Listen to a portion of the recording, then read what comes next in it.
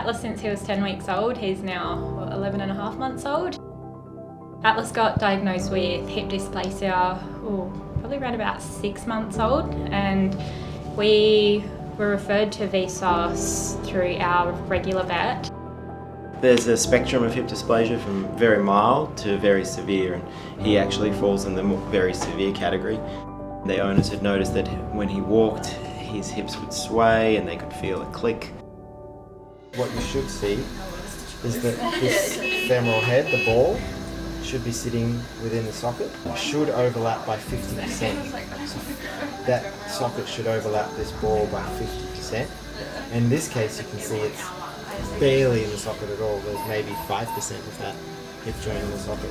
It's the same on the other side, even less, probably like 1% of the socket is covered by the ball. And he's only 9-10 months of age.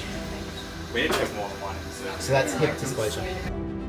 I was lucky enough when I was in the United States to be trained by some of the guys who have done more hip replacements than anybody else. So he's now about 6 weeks after his hip replacement. He's done really well. He's able to get up, he's able to stretch like he couldn't before. He's got really good muscle development in the leg that we've fixed. I'd say his thigh circumference, which is a measure of how strong his quadriceps muscle is probably 50% bigger than his unreplaced hip, and it's only 6 weeks after the surgery. So he'd been putting weight on his right side pretty much from day one of surgery as he walked out of Vsauce. Within a week you wouldn't even tell that he'd had surgery. I would say that hip replacement is the thing that is the surgery that I enjoy doing the most.